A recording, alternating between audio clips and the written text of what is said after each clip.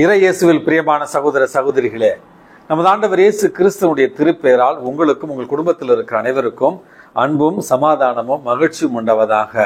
அன்புமிக்கவர்களே, March மாதம் 30ஆம் தேதி தாயாம் திரு அவை தவக்காலத்தினுடைய 4வது ஞாயிற்றுக்கிழமையை தான் சிறப்பித்துக் கொண்டிருக்கிறது. இந்த ஞாயிற்றுக்கிழமையை லாத்தாரே ஞாயிற்றுக்கிழமை, லாத்தாரே சண்டே அப்படி என்று சொல்வார்கள். இதனுடைய தமிழாக்கம் என்பது அகமகிழும் ஞாயிற்றுக்கிழமை அல்லது மகிழ்ச்சியூறும் ஞாயிற்றுக்கிழமை.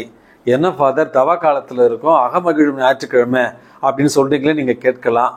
அன்புமிக்கவர்களே, இயேசுனுடைய உயிர்ப்பு பெருவிழாவையும் பாஸ்கா பெருவிழாவையும் கொண்டாட நம்ம அந்த காலத்தை நெருங்கி கொண்டிருக்கிற ஒரு காரணத்தினால அதனுடைய ஒரு முன் சுவையாகத்தான் இந்த ஞாயிற்றுக்கிழமையை அகமகிழும் ஞாயிற்றுக்கிழமை என்று தாயாம் திரு அவை நம்மை கொண்டாட அழைப்பு விடுக்கிறது.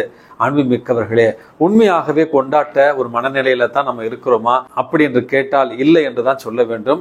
காரணம், 2 நாட்களாக தாய்லாந்து மற்றும் மியான்மார், பர்மா என்று சொல்வார்கள், அந்த பகுதியில் 7.7 ரெக்டர் பதிவாகி நிலநடுக்கம் ஏற்பட்டு பல ஆயிரக்கணக்கான மக்கள் துன்பத்திற்கும் இன்னலுக்கும் உள்ளாகி இருக்கிறார்கள். தயவு செய்து இந்த நிலநடுக்கத்தால் பாதிக்கப்பட்ட மக்களுக்காக ஜெபிக்க உங்களை அன்போடு அழைக்கின்றேன். அன்புமிக்கவர்களே, மற்றவர்களுடைய துன்பத்தில் நம்ம பங்கெடுக்கிற நேரத்துல தான் உண்மையான அன்பை நம்ம வெளிப்படுத்துகிறோம். இந்த நேரத்துல நம்முடைய ஆறுதலும் நம்முடைய ஜெபமும் அந்த மக்களுக்கு தேவை. ஆகவே தாய்லாந்து மற்றும் மியான்மார் என்று சொல்லப்படுகிற பர்மாவில் வசிக்கிற லட்சக்கணக்கான மக்களுக்காக நம்ம தொடர்ந்து ஜெபத்தை ஏறெடுப்போம். அன்புமிக்கவர்களே, இன்றைக்கு நமக்கு கொடுக்கப்பட்டிருக்கிற 3 வாசகங்களுமே இறைவனுடைய இரக்கத்தையும் இறைவனுடைய அன்பையும் இறைவனுடைய உடனிருப்பையும் நமக்கு தெளிவாக எடுத்து கூறுகின்றன. அந்த இறைவனுடைய அன்பையும் இரக்கத்தையும் உடனிருப்பையும் உணர்ந்தவர்களாய் நம்முடைய மனமாற்றத்தின் வழியாய் நம்மை நாம் அவருக்கு ஒப்பு கொடுக்கவும் அவரில் ஒப்புரவு ஆகவும் தான் எல்லா வாசகங்களுமே நமக்கு அழைப்பு விடுக்கின்றன. முதல் வாசகம் என்பது இன்றைக்கு யோசுவா புத்தகத்திலிருந்து எடுக்கப்பட்டிருக்கிறது. அன்புமிக்கவர்களே, அந்த வாசகத்தினுடைய பின்னணியை நம்ம பார்த்தோம் என்றால் 40 ஆண்டுகள் மக்கள் பாலைவனத்துல இறைவனோடு பயணம் செய்து இறைவன் அவர்களுக்கு வாக்களித்த பாலும் தேனும் பொழியும் நாட்டை, யோர்தான் நதியை கடந்து அவர்கள் வந்தடைகிறார்கள். இந்த ஒரு காலச்சூழல தான் மோசே மறைந்து விடுகிறார், இறைவன் அவரை அடக்கம் செய்தார் என்கிற குறிப்பு கொடுக்கப்பட்டிருக்கிறது. இந்த ஒரு நேரத்துல தான் முதலாக இஸ்ரேல் மக்கள் விருத்த சேதனம் செய்து கொள்கிறார்கள். குறிப்பாக ஆண்களுக்கு இந்த விருத்த சேதனம் செய்யப்படுகிறது. விருத்த சேதனம் என்கிற இந்த வார்த்தைக்கான மொழியாக்கம் அல்லது மொழிபெயர்ப்பு என்பது நீக்குதல் என்று அர்த்தம். எகிப்துல மக்கள் பட்ட வேதனையையும் அவமானத்தையும் எகிப்தியர்கள் இவர்கள் மீது சொன்ன பழிப்புரை மற்றும் இவர்களுக்கு அவர்கள் சுமத்திய அவமானம், யார் என்றே தெரியாத ஒரு கடவுளை நோக்கி, பொய்யான வாக்குறுதிகளை நோக்கி இந்த மக்கள் செல்லுகிறார்கள் என்கிற அந்த பழிச்சொல்லை, அந்த அவமானத்தை இறைவன் என்று நீக்கியதை நினைவு கூறும் வண்ணமாகத்தான் இஸ்ரேலில் இருக்கிற அனைத்து ஆண்களும் இந்த விருத்த சேதனம் என்று சொல்லப்படுகிற அந்த சடங்கை நிறைவேற்றி, இறைவன் எங்கள் மீது இருந்த இந்த பழி சொல்லை நீக்கிவிட்டார், நாங்கள் இறைவனுக்கு அர்ப்பணமானவர்கள் என்று சொல்லுகிற விதமாகத்தான் இந்த சடங்கு நிறைவேற்றப்படுகிறது.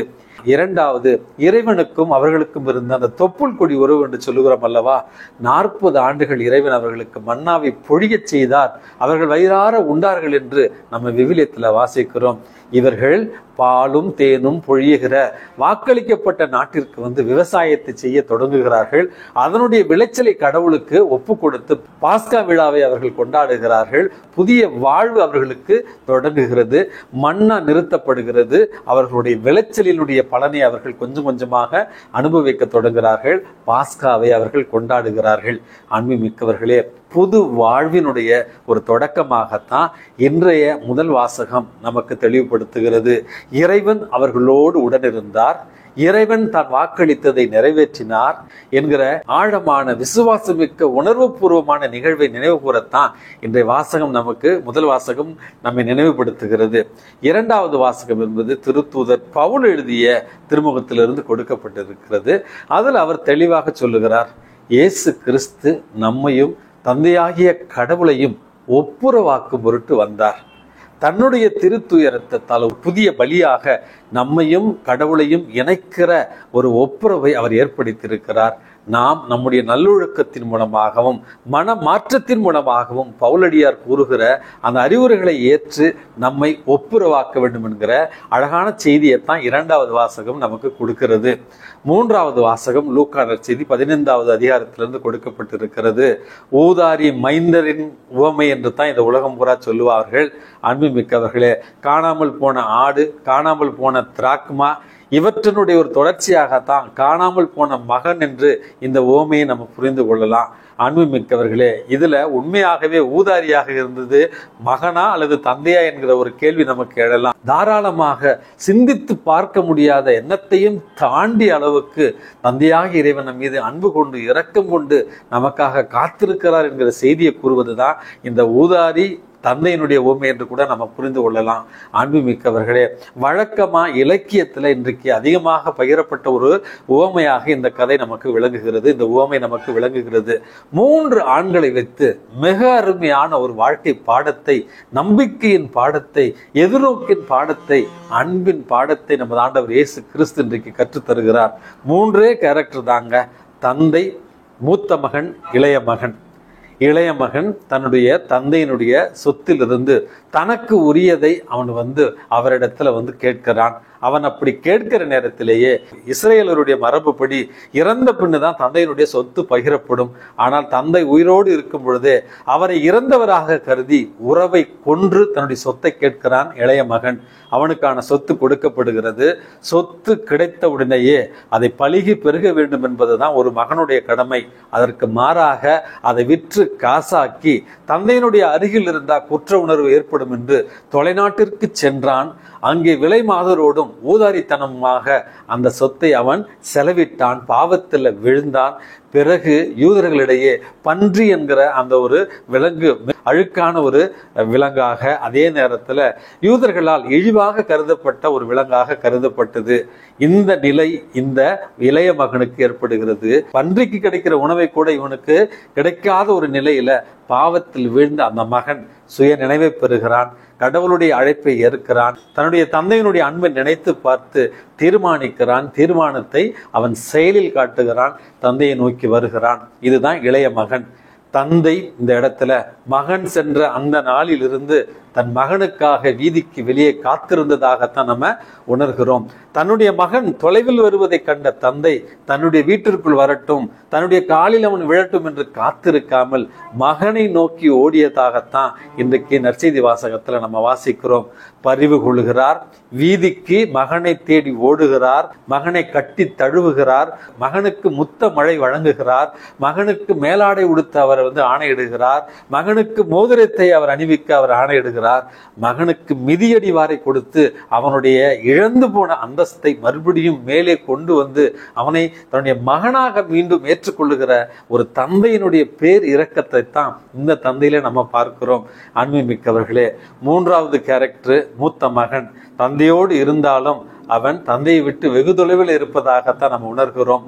வீட்டிற்கு வெளியே நின்று தந்தையின் மீதும் தன்னுடைய தம்பியின் மீதும் சினத்தையும் பொறாமையும் கொள்ளுகிறான் மூத்த அந்த மகன். தந்தை மறுபடியும் வீட்டிலிருந்து வெளியே வருகிறார். அந்த மகனிடத்துல பாசத்திற்காக போராடுகிறார், கெஞ்சி கேட்கிறார். இறந்து போன உன்னுடைய தம்பி திரும்ப வந்திருக்கிறான், தொலைந்து போன உன்னுடைய தம்பி திரும்ப வந்திருக்கிறான் என்று. அன்புமிக்கவர்களே, இந்த 3 கேரக்டர்ல நாம் எந்த கேரக்டர் அல்லது இந்த 3 கதாபாத்திரங்களில் நாம் எந்த கதாபாத்திரத்தில் இருக்கிறோம்? பாவியாகிய அந்த இளைய மகனா, பாசத்தையும் கருணையும் காட்டுகிற தந்தையா, அல்லது தற்பெருமையோடும் நீதிமான் என்கிற எண்ணத்தோடும் வாழுகிற அகந்தையில வாழ்கிற மூத்த மகனா? எதுல நாம் இன்றைய வாழ்வை வாழ்ந்து கொண்டிருக்கிறோம் என்கிற அடிப்படையான ஒரு கேள்வியோடு இன்றைக்கு இறைவன் நாம் எந்த நிலையில இருந்தாலும், பாவியாகிய ஒரு நிலையில இருந்தாலும், மகன் என்று அழைக்கப்படுகிற தகுதியை விட்டு விலகி இருந்தாலும், பாவத்துல உழன்று கொண்டிருந்தாலும், தன்னிலை மறந்து வாழ்ந்து கொண்டிருந்தாலும், சுய நினைவோடு என்னுடைய தந்தை என்னை ஏற்றுக்கொள்வார், நான் அவரிடம் திரும்பி செல்லுவேன், மன்னிப்பை கேட்பேன், மறுவாழ்வு பெறுவேன் என்கிற மன திடத்தோடு தந்தையிடம் திரும்ப நாம் வர தகுதி உள்ளவர்களாக இருக்கிறோமா என்கிற கேள்வியோடு தந்தையினுடைய அன்பை முழுவதுமாக சுவைக்க இன்றே முடிவெடுப்போம். அன்புமிக்கவர்களே, ஆங்கில படத்துல catch me if you can அப்படின்னு சொல்லுகிற ஒரு ஆங்கில படம் ரொம்ப பிரபலமான ஒரு படம். அதாவது பிராங்க் என்று சொல்லப்படுகிற ஒரு இளைஞன் தனக்கு தெரிந்த நுண்ணறிவை பயன்படுத்தி, தனக்கு இருந்த திறமைகளை எல்லாம் பயன்படுத்தி ஒரு விமானத்துல விமானியாக சென்று அங்குள்ள அனைவரையுமே ஏமாற்றி விடுவான்.